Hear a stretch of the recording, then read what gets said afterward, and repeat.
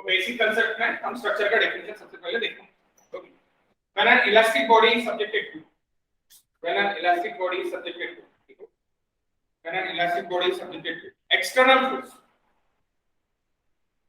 subjected to external force, external force, external force, develop external force, develop internal resistance against deformation, internal resistance against deformation, internal resistance against deformation, develop internal resistance against deformation। जो भी external force लग रहा उसके कारण internal resistance करना against deformation.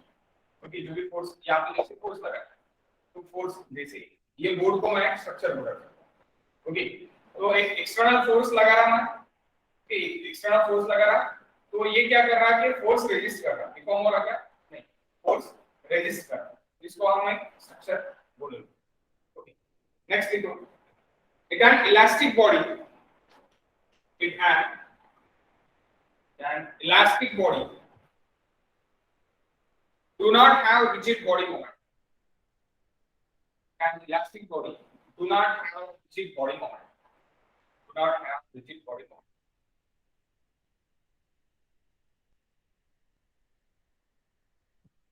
rigid body movement, then it is said to be a structure, then it is said to be a structure, then it is said to be a structure। इसको हम क्या बोलेंगे, structure बोलेंगे। Okay, सो यानी elastic body होगी यानी क्या, सम part of deformity होगा तो वो अपन लोड निकालने के बाद उसके ओरिजिनल स्टेट पे आ भी जाएगा, elastic body.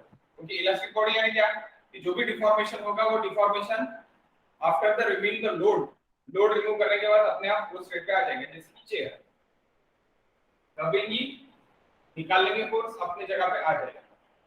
Okay, completely plastic नहीं है, इट इज इलास्टोप्लास्टिक, यानी इलास्टोप्लास्टिक इसलिए है कि एक सर्टेन फोर्स तक ये सस्टेन कर सकती है।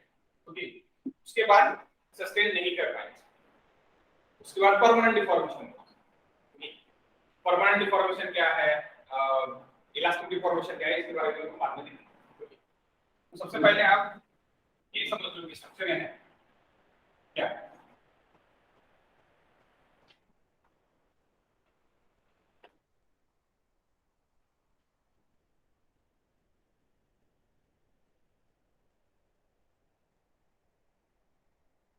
जैसे कि हमने सिंपली सपोर्टेड बीम निकाला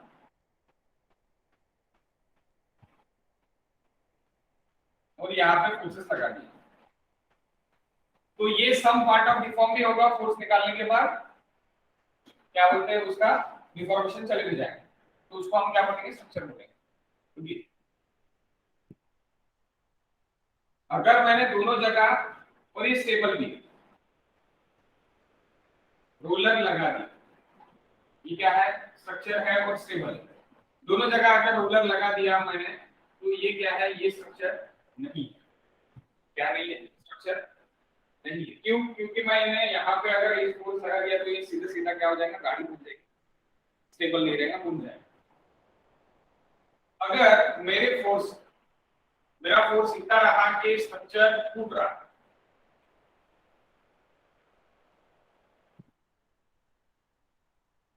स्ट्रक्चर क्या होगा, कोलैप्स। ये मुझे अभी कल से इसमें देखना है, प्लास्टिक थ्योरी अपने स्टील में, कि स्टील में तुमको कल से जो नेक्स्ट क्लास रहेगा अपना वो प्लास्टिक थ्योरी का है, यानी पहला क्लास प्लास्टिक थ्योरी से स्टार्ट करना पड़ेगा, तो उसमें हम ये इसको फिर से देखेंगे। ओके, तो दैट इज मैकेनिज्म कि ये P फोर्स है, suppose that is P forces है, तो ये P फोर्स से क्या हो रहा है कि यहाँ पे टूट रहा, ये पॉइंट है कि यहाँ पे क्या हो रहा, टूट रहा, कोलैप्स हो। जो भी स्ट्रक्चर यानी जो भी स्ट्रक्चर कोलैप्स होने तक लोड सेंड करेगा और बाद में कोलैप्स हो जाएगा, तो उस कोलैप्स पॉइंट को, वो स्टेट को हम मैकेनिज्म बोलेंगे, उसको स्ट्रक्चर नहीं बोलेंगे, क्योंकि ये फेल हो गया। Okay, that is nothing but a mechanism.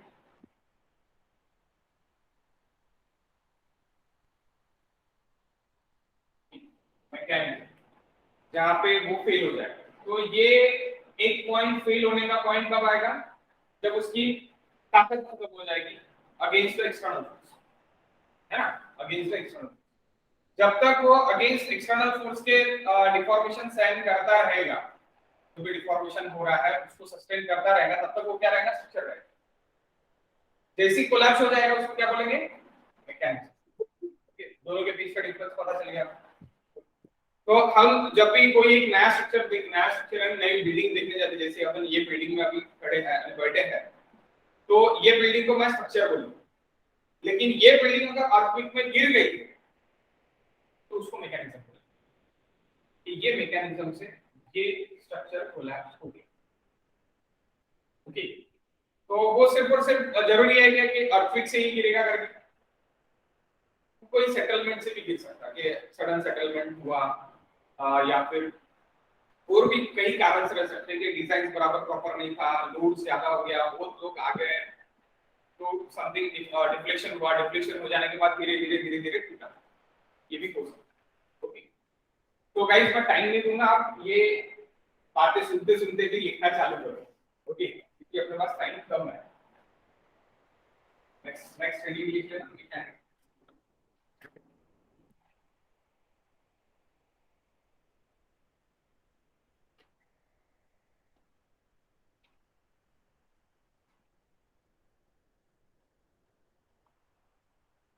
Mechanism,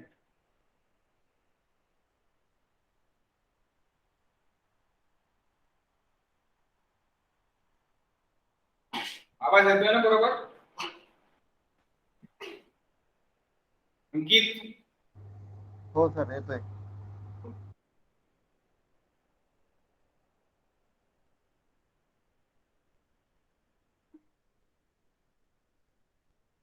mechanism structure के बारे में तो बता दिया, मैकेनिज्म के बारे में बता देता हूं। मैकेनिज्म की डेफिनेशन लिख लिया।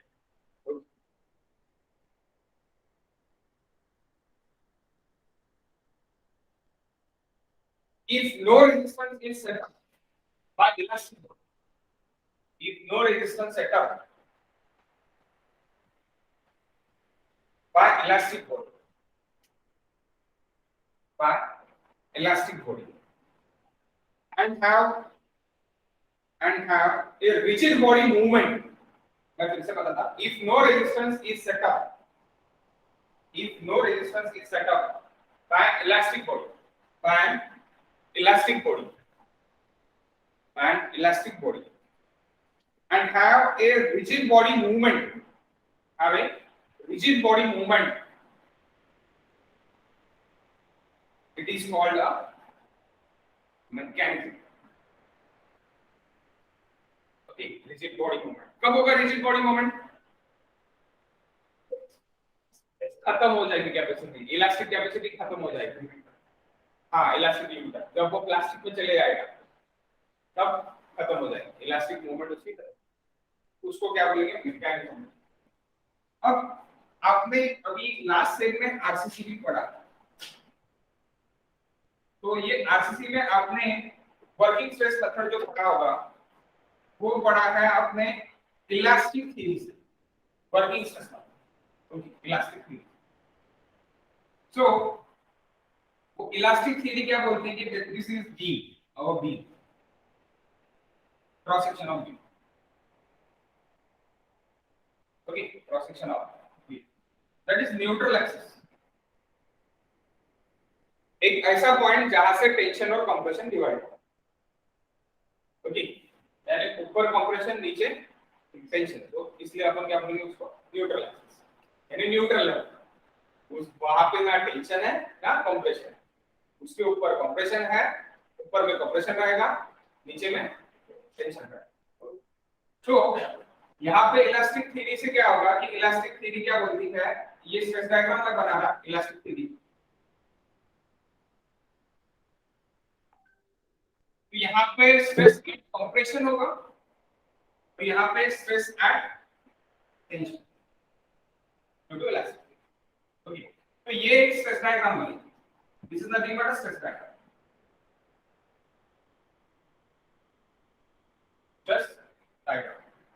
स्ट्रेस डायग्राम क्या है?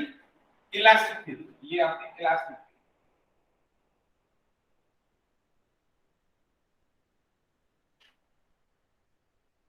तो यूनिफॉर्म है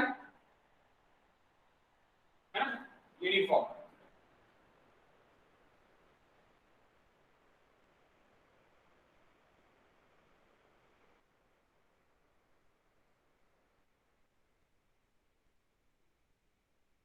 यहाँ पर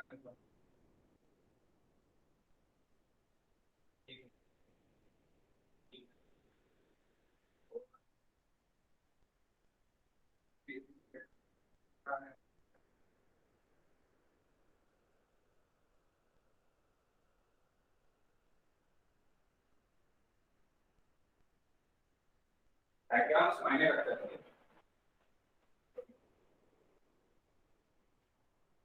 next, we move to the plastic, इसका अपन कल फिर से और अच्छे से देखेंगे, क्योंकि हम प्लास्टिक थ्योरी ही सबसे पहले अपन पढ़ने वाले हैं। तो इलास्टिक पे प्लास्टिक किस तरह जाएगा मटेरियल, हम कल की क्लास में सीखेंगे।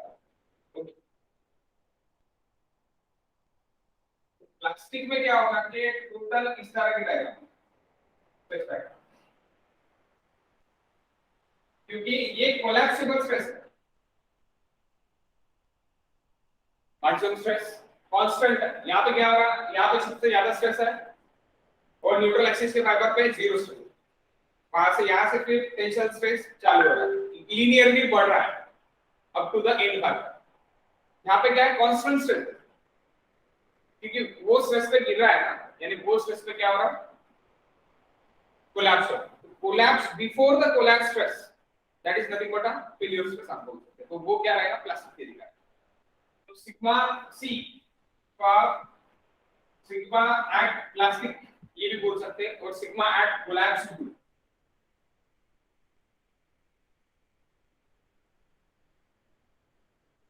सिग्मा एट कोलैप्स, ये भी बोल सकते हैं। तो यहाँ पर भी सेम रहेगा, sigma at collapse, that is sigma, that is nothing but a plastic theory.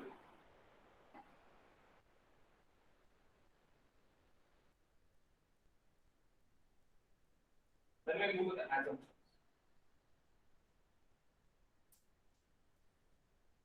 Assumptions made by Bernoulli. Structure analysis क्या है?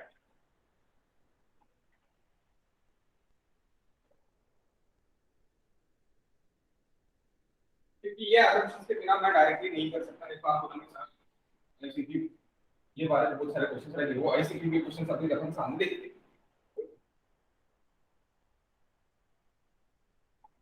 First assumption, first assumption, a structure is assumed to be elastic. A structure is assumed to be elastic.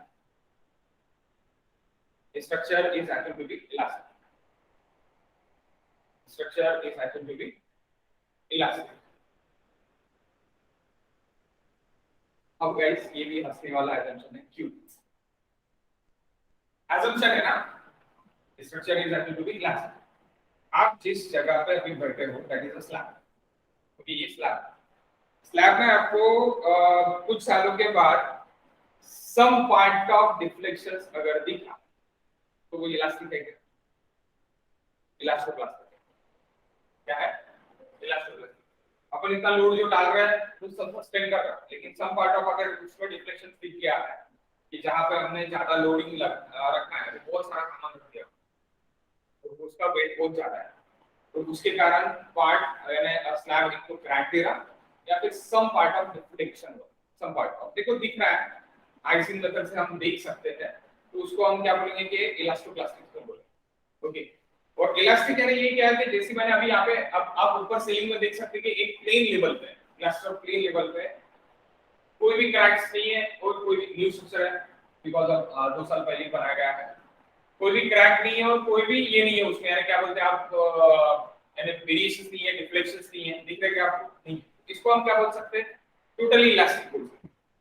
लेकिन जो structures में some part of deflections आ गए, some part of cracks आ गए, उसको हम क्या बोल सकते हैं? Elastoplastic. Some elasticity is there and some part of deform, जो भी आपको क्रैक्स दिखते हैं, जो भी आपको पार्ट्स दिखते हैं, उसको क्या बोलेंगे हम? इलास्टोप्लास्टिक। तो real structure it is elastoplastic, लेकिन मैं अज्यूम क्या कर रहा हूं? इलास्टिक। तो ये सबसे पहला मतलब है, यानी assumption is nothing but a joke. Okay, पहला मतलब क्या बोला है? Structure is assumed to be elastic. Okay, ये सामने ही that is regain its original shape, regain its original shape without losing energy, regain its original shape without losing energy, without losing energy, without losing energy. अब आप बताओ, without losing energy, crack आने के बाद वो फिर से ओरिजिनल स्टेट पे आ जाएगा क्या? अपन ने लोड निकाल लिया, नहीं आएगा, जैसी के वैसी क्रैक रहेगा। तो इसीलिए क्रैक, एक बार स्ट्रक्चर में क्रैक फॉर्म हो गया तो समझो वो हो गया, उसको ट्रीटमेंट से ही अपने को ये करना पड़ेगा, वो अपने आप नहीं आएगा। ओके, तो दैट्स व्हाट इलास्टोप्लास्टिक लाइक से बोल रहा था, दैट इज इलास्टोप्लास्टिक। तो ये अपन एलएसएम इसीलिए आए, limit state method. Limit state method जो अपनी सेमी प्लास्टिक एंड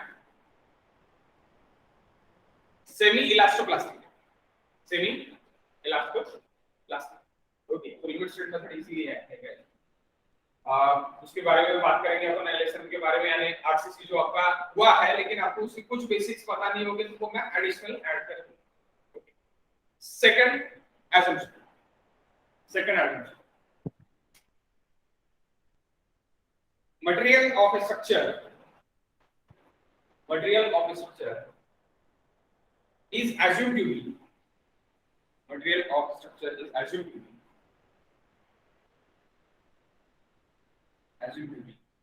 homogeneous। दूसरा जो homogeneous,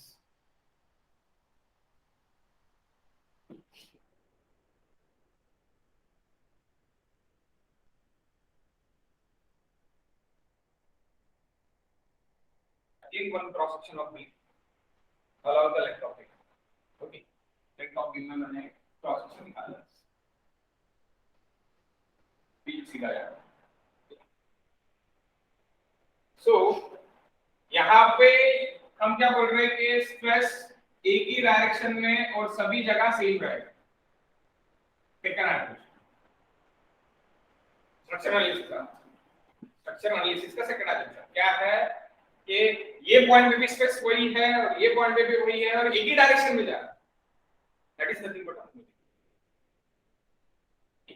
एक ही डायरेक्शन में अगर स्ट्रेस जा रहा है तो आप उसको बोलेंगे होमोजेनियस। और एक ही जो पॉइंट पे, कोई भी पॉइंट पे अगर पकड़ो आप तो उसका सेम वैल्यू रहेगी, यानी यहाँ पे 10 एमपीए है तो यहाँ पे भी 10 एमपीए, ये भी 10 एमपीए एंड टुवर्ड्स राइट है ना, टुवर्ड्स राइट है ना, टुवर्ड्स राइट वो जा रहा है कोई भी पॉइंट पे पकड़ो तो उसको क्या बोलेंगे आप? होमोजेनियस। तो ये स्ट्रक्चर होगा, लेकिन ऐसे नहीं, यहाँ पे अपन खड़े हैं तो इधर भी स्ट्रेस लगेगा, इधर भी स्ट्रेस लगेगा, बिकॉज़ ऑफ दो कॉलम के ऊपर भी। ओके, रियल में ऐसे नहीं होता, लेकिन स्ट्रक्चर के लिए अपने को एनालाइज करने के लिए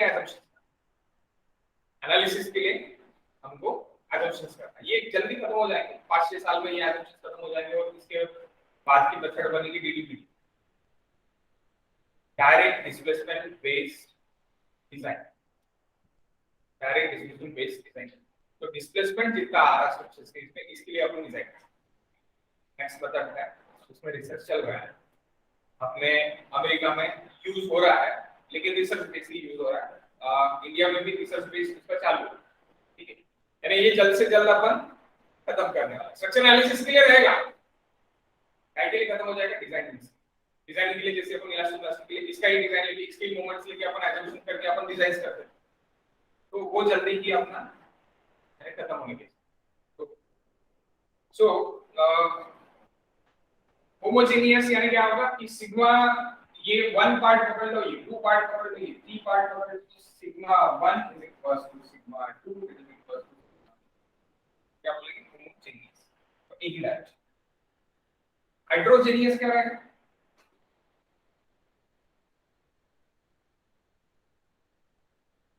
Heterogeneous. Sigma 1 is not equals to sigma 2 is not equals to sigma. That is nothing but a heterogeneous. Okay. Sigma 1 is not equals to sigma 2 is not equals to sigma 3.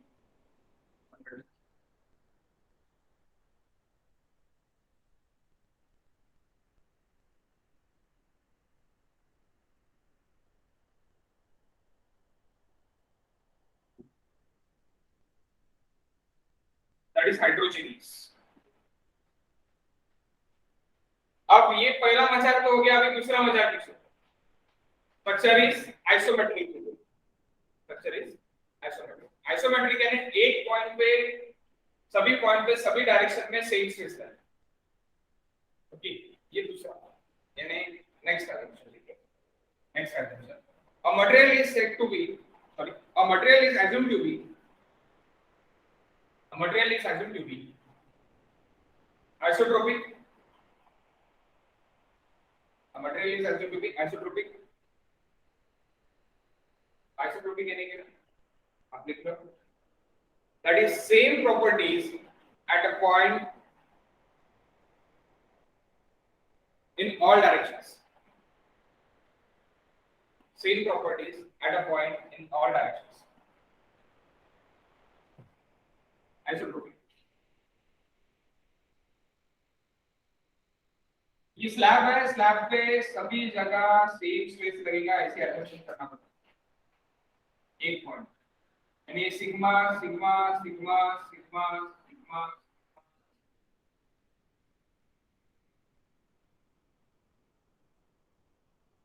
दूसरे point पे sigma 1 sigma 1 sigma 1 sigma 1 sigma 1 सभी direction. तीसरा point पकड़ेंगे sigma 3 sigma 3 sigma 2 sigma 2 फिर sigma 3 sigma 3 यानी ऐसी changes रहेगा, लेकिन सभी डायरेक्शन में एक ही स्पेस बनेगा। क्या ऐसा होगा? स्ट्रक्चर एनालिसिस के पहले स्ट्रक्चर के एजम्पशन क्या होगा?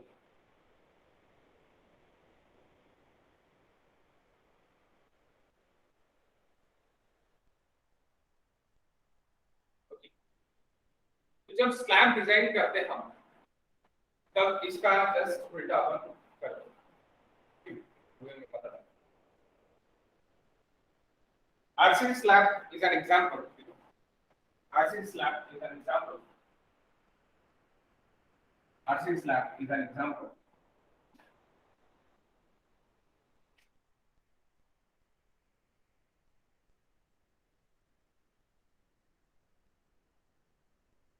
RCC slab is an example of orthotropic material. Orthotropic material. Orthotropic material. RC slab is an example. Orthotropic material. Okay. Orthotropic material apart. RC slab is an example. Orthotropic material. Orthotropic material यानी क्या? एक जगह एक ही stress नहीं लगेगी, एक जगह पे 2 से 3 अलग अलग स्ट्रेस लगेंगे। यानी ऑर्थोट्रोपिक यानी क्या हो जाएगा? This is a slab. Isotropic क्या बोल रहा है? हर एक डायरेक्शन में सेम स्ट्रेस लगेगा। ऑर्थोट्रोपिक क्या बोल रहा है कि ये सिग्मा y लगेगा और सिग्मा x लगेगा। Sigma y is not equal to sigma x। हर एक पॉइंट पे अलग अलग है। bending moment at x is different, bending moment at z is different. Okay, तो ये अलग अलग है।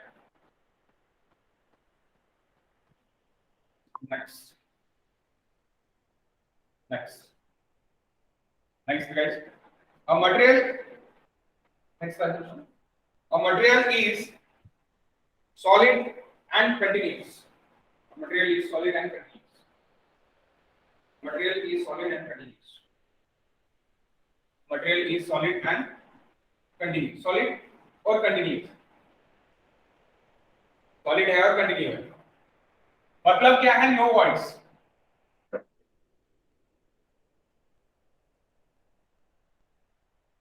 स्लैब की सेंटरिंग खोलने के बाद या फिर कॉलम की सेंटरिंग खोलने के बाद आपको कॉलम पूरा अच्छा दिखता, तो वो कब दिखता? जब कॉम्पैक्शन बहुत अच्छे से हो जाए और कंक्रीट में थोड़ा क्या रहे कि वाटर कंटेंट थोड़ा ज्यादा है, तो वो पूरा सरफेस कवर कर ले. कॉम्पैक्शन अच्छा और थोड़ा वाटर कंटेंट ज्यादा, ओके, तो तब वो पूरा सरफेस कवर कर लेगा. अगर कंक्रीट में वाटर कंटेंट कम हो गया, सेग्रीगेट हो गया, segregation and separation and bleeding, तो ये तीनों पार्ट आपको पता रहेंगे. ब्लीडिंग है, सबसे ज्यादा पानी हो गया कंक्रीट में, तो ब्लीडिंग हो जाएगा. सेग्रीगेट, सेपरेट हो जाएगा. मैंने आपको क्या लिखेंगे? अलग आपको गिट्टी अलग दिखेंगी, रेती अलग दिखेंगी, सेग्रीगेशन चालू है. तो आपका अगर पानी कम है कंक्रीट में और आपने अच्छे से कॉम्पैक्ट नहीं किया और कंक्रीट मेरा एंड तक नहीं पहुंचा, तो आपको वॉइड क्या लिखनी है? नो वॉइड से क्या कि आपने कॉलम खोलने के बाद कॉलम का सरफेस आपको ये सरफेस की तरफ दिख रहा है, दैट इज कॉलम प्लेन दिख रहा है, नो वॉइड. ऐसी एज्यूम कर रहा है, लेकिन एक्चुअल में आपको सम पार्ट ऑफ वॉइड्स दिख रहे हैं. कॉलम की सेंटरिंग खोला आपको दिखते हैं सब पार्ट ऑफ वॉइड्स दिखते हैं. तो ये वॉइड्स हम निगलेक्ट कर रहे हैं, ये हम कंसीडर नहीं कर रहे. हम क्या कंसीडर कर रहे हैं कि दो वॉइड्स है, पूरा अपने को स्ट्रेंथ मिलने वाले जितना हम एज्यूम कर रहे हैं. ओके, तो दैट्स व्हाई हम इसके लिए जा रहे हैं, वॉइड्स के लिए जा रहे हैं. एक्चुअल में वॉइड्स होते हैं वो प्लास्टर में क्या बोलता है अपना मिस्त्री, प्लास्टर में निकाल देंगे सर, प्लास्टर निकल जाएगा, निकाल देंगे, उसकी गलती को छुपा लेता है और अपन भी शांत कर जाएगा. ठीक है, तो वो नहीं रहेगा. जो क्या करने को ना कि उसको बोलने को ना कि एक्चुअल जो भी वाटर कंटेंट है वो भी डालो और बराबर कॉम्पैक्शन भी करो. निडल वाइब्रेटर नहीं है आपके पास तो लकड़ी से करो, लेकिन कॉम्पैक्शन इज मस्ट. सब जगह आपका और जो भी है कंक्रीट पहुंचने को, टीच होने को, तो ये आपको एक फुल फिनिश मिलेगा. और मेरे साइड्स पे मिलता है फुल फिनिश. एक दो वाइड्स मेरे साइड्स पे रहते हैं, लेकिन माइनर, एकदम बड़े बड़े 20 mm से ऊपर वाले वाइड्स, 30 mm से ऊपर वाले वाइड्स हैं गड्ढा हो जाता है. ठीक है, तो गड्ढे मेरे साइड्स में नहीं दिखते. मेरे साइड्स पे आपको इस तरह के यानी ये प्लेन टाइप ऑफ दिखेंगे जैसे आजम कर, लेकिन प्लेन पूरा नहीं. ये वाले स्पॉट्स आपको दिखेंगे, ओके, लेकिन spots less than 21, more than 21. जैसे बाहर क्या होता है कि आप यहाँ पे बहुत सारे जगह कंस्ट्रक्शन चालू होगा, कॉलेज में भी चालू है, ओके, तो सर्कल बन रहा है, कॉलेज में भी चालू है, मे भी बन गया होगा तो नहीं बनने का रुका है, तो वहां पे भी चालू है. तो आप वहां पे भी देख सकते हैं कि कॉलम्स अगर आप देखोगे, आपने अगर अच्छे से देखा होगा तो वहां पे भी आपको कई जगह एग्रीगेट्स दिख होंगे, डायरेक्टली एग्रीगेट्स वो नहीं दिखेंगे. एग्रीगेट के साथ क्या दिखने को ना अपना सैंड भी दिखने को ना, रेती पण दिसायला पाहिजे ते आणि तिथे सिमेंट पण दिसायला पाहिजे. फक्त एग्रीगेट दिसत आहे, ये एग्रीगेट की कोई मतलब नहीं है, यानी वो फेल्यूर, अपना फेल्यूर या फिर जो भी सुपरवाइजर वहां पे है उसका फेल्यूर, उसने बराबर ध्यान नहीं दिया कॉम्पैक्शन के बाद तो कंक्रीट दिया. ठेकेदार क्या करेगा, डाल के निकल जाएगा, कंक्रीट डाल के निकल जाएगा, वो थोड़ी है. फंसेगा तो सुपरवाइजर जो वहां पे ये करेंगे, यानी सुपरविजन करेगा, वो फंसेगा क्योंकि उसने बराबर सुपरवाइज नहीं किया, वो फंसेगा. ठीक, तो ये चौथा झूठ अपना. क्या झूठ बोल रहे हैं अपन कि वॉइड्स नहीं है, ओके, वैसे कंसीडर कर रहे हैं स्ट्रक्चरल एनालिसिस. ओके, नेक्स्ट सबसे बड़ा ये प्रिंसिपल है. Principle of superposition is valid. Principle of superposition is valid. Principle of superposition is valid. Principle of superposition is valid.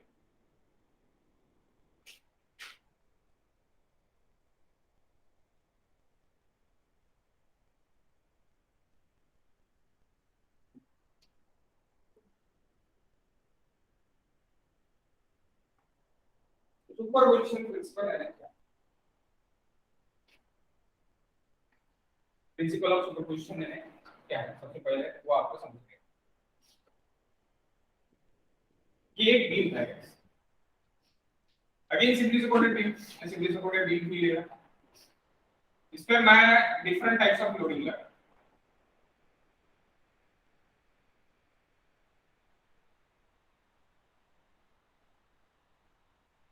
P1 P2 W1 इस तरह का लोडिंग में लगा। तो इसके कारण जो कि बेंडिंग मोमेंट आएगा और शेयर फोर्स आएगा। बेंडिंग मोमेंट शेयर फोर्स भी हम सीखने वाले हैं, ठीक है? उसका भी आप टेंशन मत लो, आपको नहीं आता होगा, बेंडिंग मोमेंट आपका अच्छे से नहीं हुआ होगा, उसका भी अपन एक रिवाइज लेने वाला है। लेकिन वो हम काफी कानिस में भी डायरेक्ट लेवल जब एसएफटी बीएमडी निकालेंगे, जब उसका एक प्रॉब्लम हो जाएगा, कानिस का पहला प्रॉब्लम अपना हो जाएगा, तो उसके बाद ही वो चालू हो जाएगा।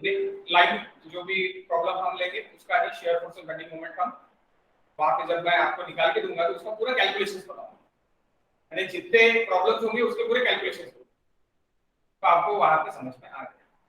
उसको डिफरेंटली लेने की कोई जरूरत नहीं है। मेरी प्लेलिस्ट जो भी है, मेरी प्लेलिस्ट है एसएमपीबीएमडी की, वो मैं सेंड कर देता हूं, फ्री है।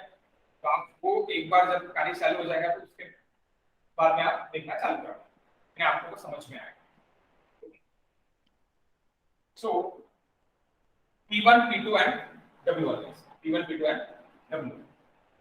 तो सुपरपोजिशन प्रिंसिपल क्या बोल रहा है कि पहले मैं P1 को लिखूं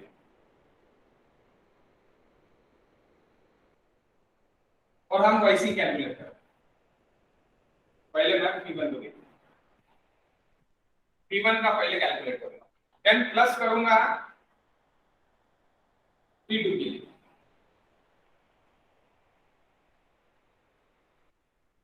ईएम में था ये अपने, ठीक है?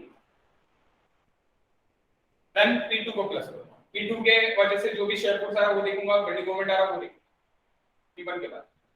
देन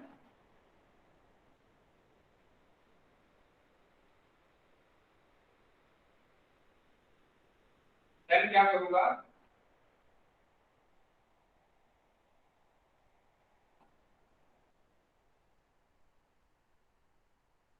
W1 को, W1 की वजह से जो भी शेयर फोर्स और बेंडिंग मोमेंट आ रहा है वो भी देखूंगा। तो ऐसे मैं ऐड करते जाऊंगा, एडिशन एक साथ सबको नहीं देखूंगा, सबसे पहले P1 then P2 then W, ठीक है? ऐसे मैं ऐड करके जाऊंगा, तो ऐड करने के बाद जो भी कंबाइंड रिजल्ट रहेगा वो कंबाइंड रिजल्ट को मैं शो करूंगा, that is nothing but superposition. Okay, ये आपने 12th में भी पढ़ा होगा, 12th में भी ये पढ़ा होगा।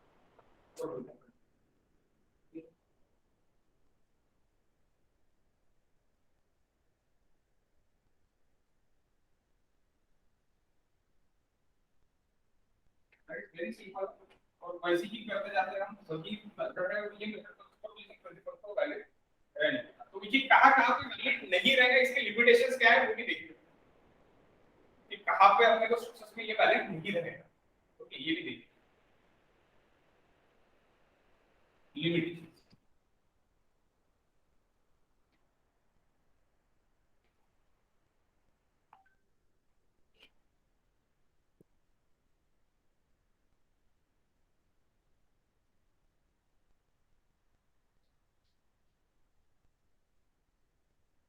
Limitations for superposition, okay? ऐसे ऐड करेंगे तो ये मिलेगा, कंबाइंड रिजल्ट मिलेगा, जो भी कंबाइंड रिजल्ट है कंबाइंड रिजल्ट मिलेगा। ओके, ये कहां पे वैलिड नहीं और उसकी लिमिटेशंस क्या है वो अपने को देखना है। तो पहला, first, it is not valid in dB, it is not valid in dB,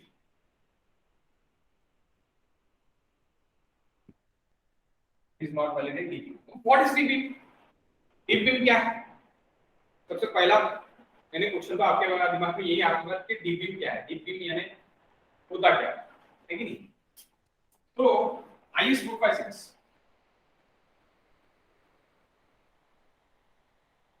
page number around 50 है, मैं कंफर्म नहीं बोल रहा कि अभी 2 साल हो रहा है, वो पेज देखा है 50 51 हो गया, 50 51 पेज नंबर होगा।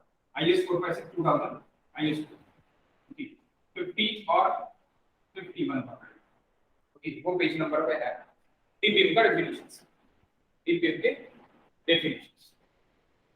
ओके, तो डीप बीम यानी क्या है, आईएस कोड क्या बोलता है अपने को, IS code Indian standard code, okay, वो अपने को बोलता है, अपनी हेल्प करता है। ओके, डीप बीम हम किसको बोलेंगे, हम बोलेंगे डीप बीम जो भी बीम की डेप्थ, ये बीम क्या है, बीम की जो भी डेप्थ है, वो डेप्थ है, तो depth of the beam greater than 750, more than 750 और इक्वल्स टू 700, उसको हम क्या बोलेंगे, डीप बीम। 750 mm से ज्यादा इक्वल्स टू 750, उसको हम क्या बोलेंगे, deep beam without torsion,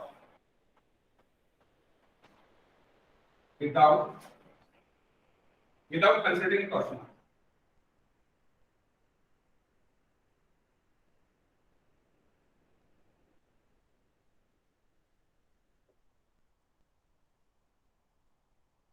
Without considering torsion effect. Torsion effect ना consider किए वन, ओके, तो वो क्या रहेगा अपना, डीप बीम रहेगा। और टॉर्शन इफेक्ट अगर कंसीडर हुआ बीम में तो कितने डेप्थ रहेंगे, 450। ओके, अगर टॉर्शन रहता है यानी विदाउट टॉर्शन और क्लियर होगी, विथ कंसीडरिंग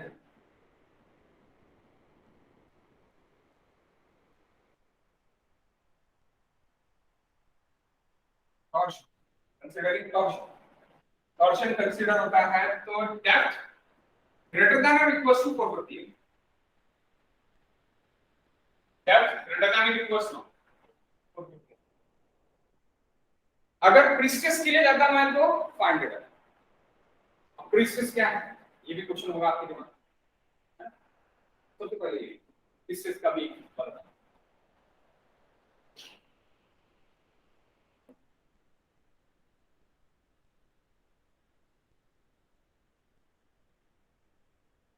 टॉर्शन इफेक्ट यानी मैं लास्ट लेक्चर में बताया मैंने कि एक बीम अगर दूसरे बीम के ऊपर रहेगा तो वो टॉर्क एक्ट करेगा परपेंडिकुलर रहेगा। टॉर्शन इफेक्ट यानी क्या होगा, पहले टॉर्शन इफेक्ट भी हम देख लें।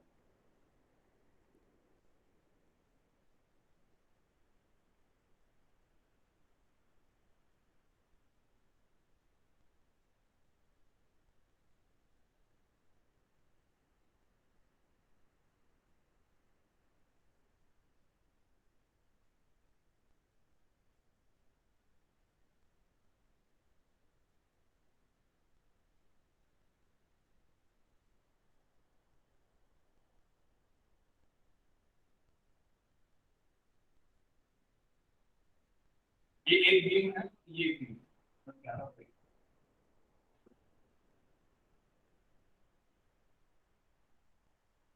कॉलम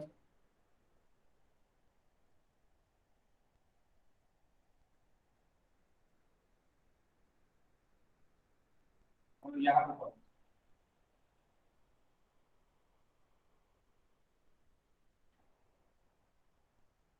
ओके, ये दो जगह कॉलम है, यहाँ पे कॉलम नहीं, तो यहाँ पे एक बीम है, ओके, यहाँ पे कॉलम है के बीच में नहीं, तो उसको हम ये बीम का जो भी मोमेंट है, ये बीम पे अगर लगता था बीच वाले बीम पे, तो वो टॉर्शन एक्ट कर उसके लिए, यानी ये बीम को क्या करेगा, ये घुमा लेगा, ये इस तरह घुमा लेगा,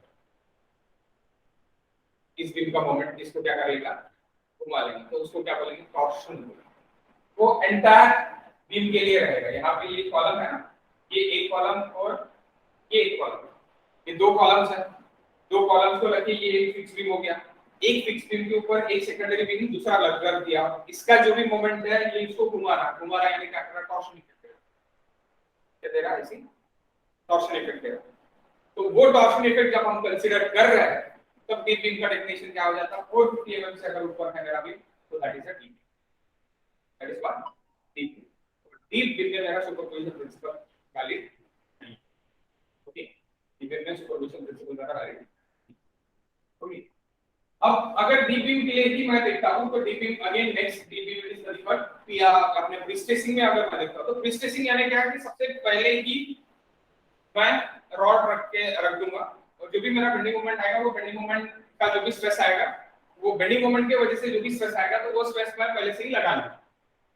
तो उसको प्री टेंशनिंग बोलते हैं। यानी क्या करेंगे कि प्री स्ट्रेस जो भी रहता है आपके पोल्स लेके आपने अपने सीमेंट पोल्स, तो cement poles are prestressing यानी मटेरियल प्री टेंशनिंग वाले पहले से ही बार उसमें टेंशन करके रखते थे, बाद में कंक्रीटिंग करते थे, कंक्रीट करने के बाद अपन क्या करते थे उसको 7 से लेके 21 दिन तक वैसे रखते थे। 7 दिन के बाद उसको वायर्स कट कर देते, वायर पहले स्ट्रेस करके रखते तो स्ट्रेस करके रखते, कंक्रीट पोर कर दिया, कंक्रीट पोर करने के बाद कंक्रीट 7 दिन में हो जाए सेट हो जाने के बाद वायर्स को कट कर दिया, वायर्स को कट करने के बाद वायर्स का जो भी स्ट्रेस रहेगा टेंसाइल स्ट्रेस उसमें आ गया तो वो आ जाने के बाद वो क्या हो जाएगा कि वो पहले से ही स्ट्रेस करके इसलिए उसको प्री स्ट्रेस बोला गया, प्री स्ट्रेस कंक्रीट।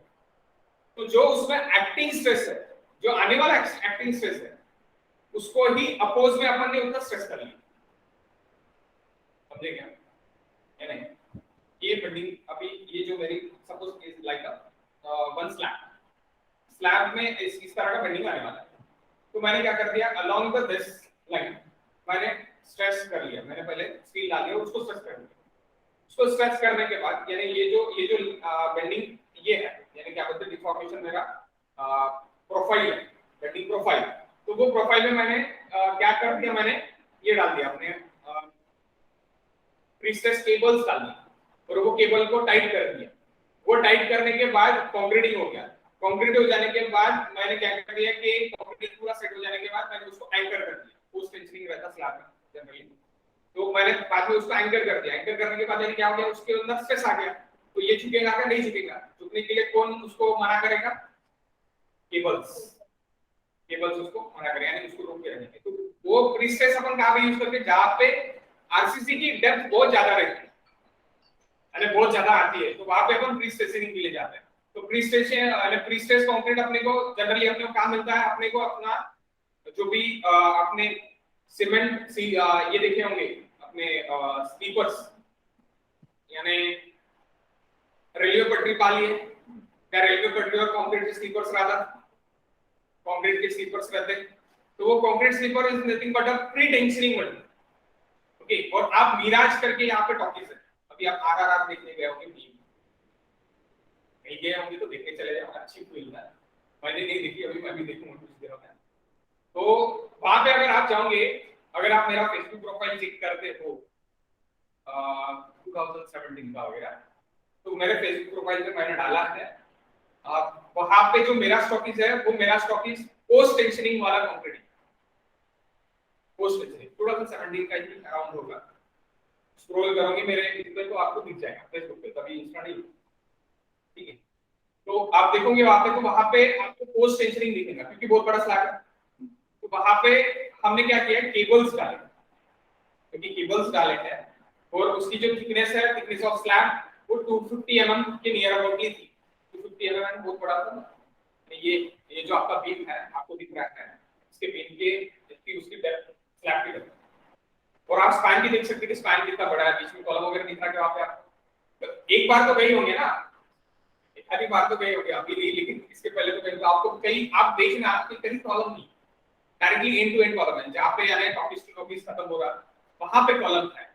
ओके वहां पे कॉलम लिया गया तो वो पहले से ही प्लान था और वो पूरा रूफ स्लोपिंग रूफ था, ओके टोटली स्लोपिंग रूफ था। तो वहां पे टेंडन्स डाले गए, टेंडन्स है अपना केबल्स डाले गए हैं आफ्टर द 28 डेज जहां पे जितनी अपने को स्ट्रेंथ होना था M30 की स्ट्रेंथ है वहां पे वो स्लैब की M30 की स्ट्रेंथ मिलने के बाद उसको पैकिंग किया गया, एंकर किया गया। ओके तो एंकरेज के भी फुटेज है यानी मेरे फेसबुक प्रोफाइल पे और अपने इसके भी क्या बोलते हैं केबल्स के लिए, तो आप देखिए आपको पता चलेगा प्री पोस्ट टेंशनिंग वहां पे की गई। ओके तो वो चंद्रपुर में पहला प्रोजेक्ट था जो पोस्ट टेंशनिंग स्लैब का पहला प्रोजेक्ट अपने MDR मॉल में हुआ। ओके उसके बाद कोई प्रोजेक्ट्स क्योंकि उसके बाद फिर लोगों को पता चला कि इससे अपने को कम मिलता, इकोनॉमिकल भी आता और अच्छा भी आता, फिर बड़े-बड़े प्रोजेक्ट्स फिर नहीं हुए यानी फिर काफी में सीधा अपने जो भी मंगल कार्यालय से बड़े बड़े उसमें है। अभी एक मंगल कार्यालय का आपको फोटो दिख रहा है, बैनर्स भी दिख रहे होंगे चंद्रपुर में, अपना ताड़ोगा रोड पे, नाम याद नहीं आ रहा मंगल कार्यालय का, राजवाड़ा करके ऐसी कुछ तो भी है, तो एग्जैक्ट है या नहीं है मुझे भी याद नहीं है, लेकिन राजवाड़ा ऐसे कुछ है, तो वहां पे भी पोस्ट टेंशनिंग यूज हुआ। ओके, तो आप वो भी देख सकते हैं। तो पोस्ट टेंशनिंग है जो प्रीस्ट्रेस वाले जो बीम रहेंगे, तो उसके लिए डेप्थ क्या है प्रीस्ट्रेसिंग के लिए, तो prestress concrete P S P prestress concrete, prestress concrete beam PSC, prestress concrete beam आप फुल फॉर्म लिख सकते हैं।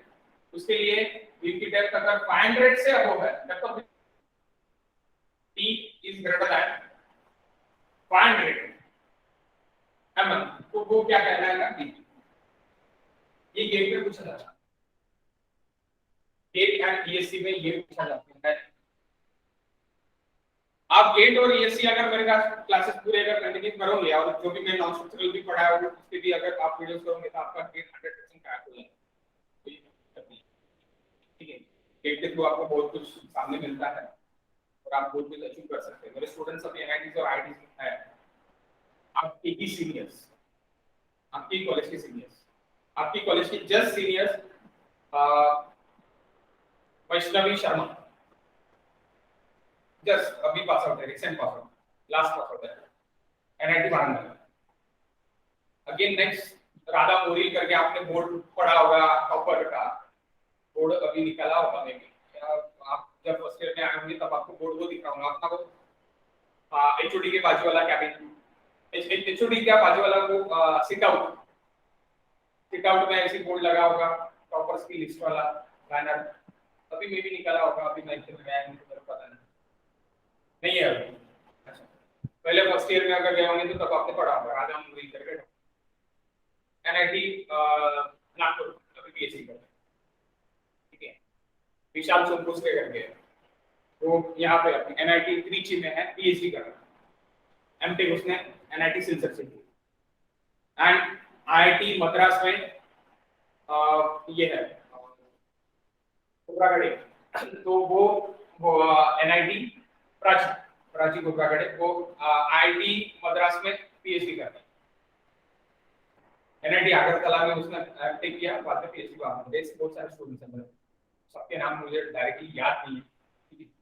तो ये सारे स्टूडेंट्स सिर्फ गेट के लिए आए थे मेरे पास, गेट पढ़े 6 से 7 में और बाद में चले गए, कोई अलग क्लासेस नहीं लगाया। कोई अलग क्लासेस है जैसे कि एएस मेडिसिन आप सुनते होंगे, ऑनलाइन सुनते होंगे, अनअकैडमी वगैरह, तो कोई नहीं लगा। ठीक है, अभी है वहां। तो guys P prestress P, okay prestress P, तो ये ठीक है। तो सबसे पहले टी बीम का खत्म हो गया। हां, प्रीस्ट्रेसिंग अगेन कहां पे होता है use, prestressing again bridges, bridge नहीं पता है, ब्रिजेस जो भी रहते हैं वो पहले से ही आपको पता है कि पहले से ही उसका पूरा जो ब्रिज है वो बन गया था, उसका स्पैन और बाद में रख देते हैं, तो बन के आता है पहले से प्रीस्ट्रेसिंग होके आता है। और बाद में आपको केबल्स दिखती है, जब आप देखे होंगे तो केबल्स दिखते हैं, तो वो केबल बाद में टाइटन होते हैं, उसको टाइट कर देते हैं, पहले ऐसे यूज ही रहते हो, बाद में जब स्टेबल हो जाएंगे तो टाइट कर दे और टाइट करके बाद में उसको सेट कर दे। ओके, तो ब्रिजेस में प्रीस्ट्रेसिंग यानी पोस्ट टेंशनिंग यूज है। प्रीस्ट्रेस का पोस्ट टेंशनिंग, प्रीस्ट्रेस में दो टाइप्स है, एक प्री टेंशनिंग जो स्लीपर्स मैंने बोला कंक्रीट स्लीपर्स, और आपने पोल्स बोला वो क्या हो गया मेरे प्री टेंशन हो गया। पोस्ट टेंशन यानी कंक्रीट सेट हो जाने के बाद उसको अपन स्ट्रेस करेंगे, हो गया पोस्ट। ओके, तो गाइस नेक्स्ट अगेन ये पहला कहां पे डी में वैलिड नहीं, सेकंड सुपरपोजिशन प्रिंसिपल कहां पे वैलिड नहीं है, it is not valid, it is not valid, it is not valid for structure subjected to impact, it is not valid for structure subjected to impact, for structure subjected to impact, for structure subjected to impact and vibrations, impact and vibrations, impact and vibrations, impact और vibration, impact और vibration क्या है, impact और vibration क्या आएगा guys, bridge में। Bridge में sudden impact होंगे, अपने जो रोलिंग लोड जाएंगे वो क्या करेंगे, सडन इम्पैक्ट करेंगे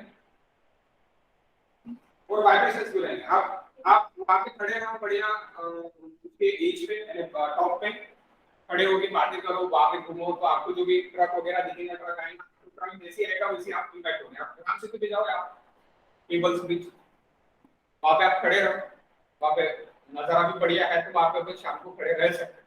अच्छा अच्छा दिख रहा है। चंद्रपुर में राम सेतु खड़े रहने के लिए ही बनाया गया है, ठीक है। तो वहां पे अगर कोई भी एक गाड़ी भी जाएंगी तो वहां पे आपको वाइब्रेशंस फील होता है, तो वो वाइब्रेशंस की जगह सुपरपोजिशन प्रिंसिपल वैल्यू नहीं है। Okay, next third point, it is not valid for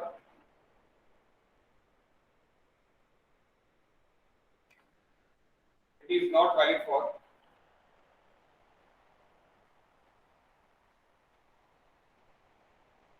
building supports, building supports, building supports यानी क्या, पहले आपको ये पता करना है। building is not valid for building supports।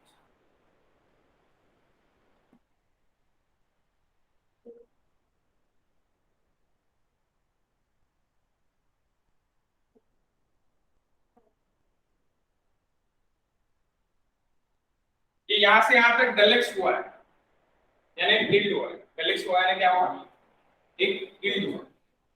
ये सपोर्ट्स यहाँ पे चले गए और वो हम रखते हैं, वो कहाँ पे रखते हैं, ब्रिजेस में रखते हैं, वो हम इंडस्ट्रीज में रखते हैं कि एक सस्टेनेबल एक्सपांड होगा और कॉन्ट्रैक्ट होगा। ठीक है ना, एक बीम है या फिर एक पैनल है। ओके, एक पैनल है। बुर्ज दुबई, बुर्ज दुबई के एक हिंजेस, आपने बुर्ज दुबई का एक वीडियो देख लो आप, डिस्कवरी वाला, आपको पता चल जाएगा हिंजेस का।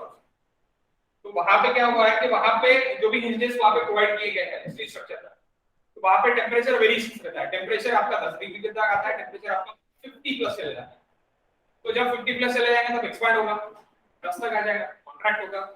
तो इसलिए वहां पे एक सस्टेनेबल, इसके लिए यानी सस्टेनेबल डिस्प्लेसमेंट के लिए वहां पे उसको हिंजेस प्रोवाइड कर दिया है, यानी कितना उसका यील्ड होगा करके उसको डिजाइन किया गया उसके लिए। तो उससे क्या होगा कि टेंपरेचर इफेक्ट उसके स्ट्रक्चर पे है। बिल्डिंग क्यों डिजाइन किया गया, रोलर क्यों रखते हैं अपन, टेंपरेचर इफेक्ट निकलेगा। तो बुर्ज दुबई में भी जो भी बिल्डिंग बनाई है, बुर्ज दुबई तो सब पता है उसकी। ओके, तो बुर्ज दुबई में जो भी बिल्डिंग बनाई गई, तो वो बिल्डिंग में ऐसी हिंजेस प्रोवाइड कर दिए कि वो एक्सपांड हो रहे हैं और कॉन्ट्रैक्ट हो रहे हैं, तो उसके लिए वैसी मैकेनिज्म हिंजेस का बनाया गया। ओके, तो इस तरह के नहीं हो, उसका मैकेनिज्म अलग है। आपको एक बार डिस्कवरी वाला उसका वीडियो आपको देखना पड़ेगा, तो आपको पता चल जाएगा। तो वहां पे सुपरपोजिशन प्रिंसिपल वैलिड नहीं। ओके, जो यील्डिंग सपोर्ट है, इसको क्या बोलेंगे, यील्डिंग सपोर्ट। तो ये ब्रिजेस में भी रहता है, ब्रिजेस में भी हिंजेस रहता है, थोड़ा फीलर रहता है आपके पास, गैप रहता है। तो क्या हो जाता, एक्सपांड हो जाता आपने इसमें क्या है, समर रीजन पे अभी इतनी गर्मी पड़ रही है तो एक्सपांड हो जाता, बाद में क्या हो जाएगा, कॉन्ट्रैक्ट हो जाता। ठंडी भी बहुत गिरी थी अपने चंद्रपुर पे इस बार, ठंडी। अब अगर आप यहाँ के नहीं होंगे तो आपको नहीं पता, लेकिन इस बार महाराष्ट्र में सभी जगह ठंडी बहुत खतरनाक। ओके, तो ठंडी में कॉन्ट्रैक्ट हो जाए, तो ये दोनों चीज में क्या होगा, सुपरपोजिशन प्रिंसिपल वैलिड नहीं। नेक्स्ट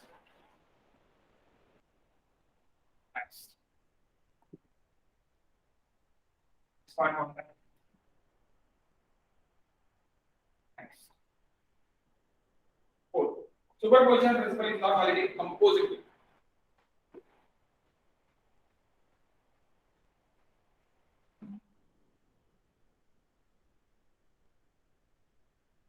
कंपोजिट बीम के लिए वैलिड, ये एक डेप्थ है 2D है, 2 डेप्थ है और ये एक डेप्थ है, तो यहाँ पे सपोर्ट नहीं है, बीच में ही हो रहा है। ओके, तो ये बीम के लिए वैलिड, नॉन प्रिज्मेटिक बीम बोल सकते हैं, नॉन प्रिज्मेटिक बीम के लिए वैलिड नहीं है। प्रिज्मेटिक बीम है क्या, नहीं, प्रिज्मेटिक बीम एक ही डेप्थ रहेगी, नॉन प्रिज्मेटिक डेप्थ के लिए भी ये वैलिड नहीं। The next is last assumption, last assumption fourth, third तो ये पता है यील्डिंग वाला, या फोर्थ पता है यील्डिंग वाला,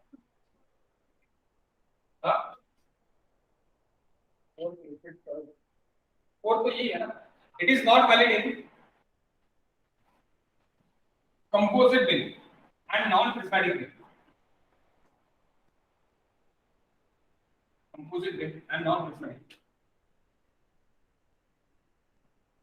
composite ring and non prismatic ring. Okay, non prismatic ring में भी वैलिड नहीं, कंपोजिट रिंग में वैलिड नहीं। assumption 6, पांचवा assumption अपना क्या था, सेट अपना सुपरपोजिशन प्रिंसिपल इज वैलिड। छठवां assumption अपना ये है कि set difference principle is valid. Okay, set difference principle, set difference principle क्या बोल दिया, सेट कह रहे हैं सन पेरेंट प्रिंसिपल।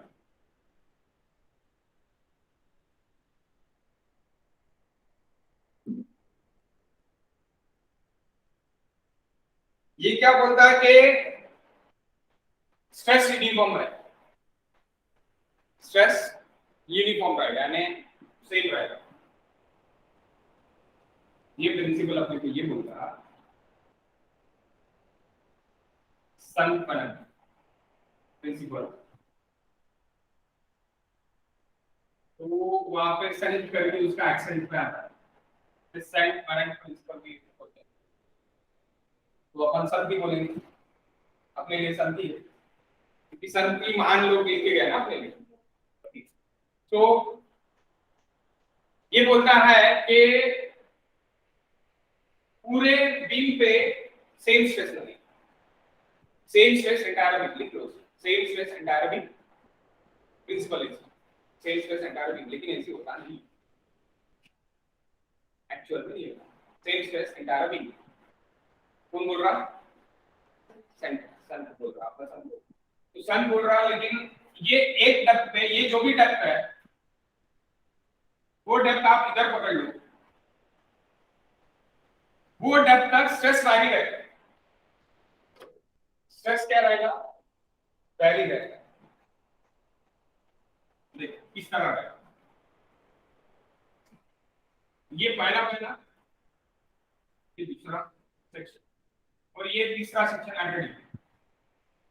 ओके, तो पहली स्ट्रेस डायग्राम कुछ इस तरह बनेगी, यहाँ पे जीरो स्ट्रेस, यहाँ पे जीरो, देन बोलता है पूरा एंटायर सेम रहेगा स्ट्रेस, लेकिन वैसे नहीं, ये यहाँ पे क्या रहेगा, जीरो स्ट्रेस और यहाँ पे स्ट्रेस की वैल्यू है। यहाँ पे क्या हो जाएगा, ये फर्स्ट सेकंड के लिए क्या हो जाएगा,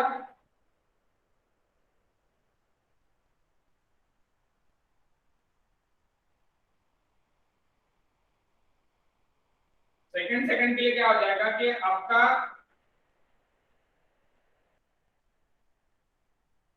ये मैक्सिमम स्ट्रेस की वैल्यू है, यहाँ पे कुछ ना कुछ स्ट्रेस रहेगा, यहाँ पे भी कुछ ना कुछ स्ट्रेस रहेगा, और थर्ड सेक्शन में आपका पूरा स्ट्रेस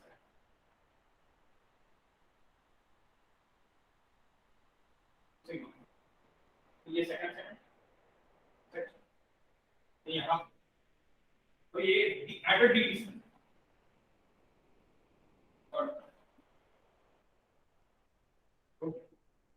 एक्चुअल में ऐसी है, और सन क्या बोल रहा है अपने को, सन अपने को ये बोल रहा है कि यही रहेगा, तो अपने का एसम्पशन भी वही करना है, हम जीरो स्ट्रेस करके नहीं करेंगे, एक्चुअल में ऐसी है, लेकिन एसम्पशन अपन क्या करेंगे कि यहां पे भी मैं देख रहा था फुल स्ट्रेस, मुझे डिजाइन भी मिस करेगा, अगर मैं दूसरे पार्ट के लिए अगर छोड़ दूंगा स्ट्रेस, तो इधर का पार्ट अगर ये जो डी पॉइंट है, ये अगर यहां तक चले गया स्ट्रेस, तो मेरा फेल हो जाएगा। तो इसलिए मुझे एजम्पशन क्या करना है कि मुझे एजम्पशन ये करना है, सेट ये बोलता कि पूरे जगह सेम स्ट्रेस रहेगा,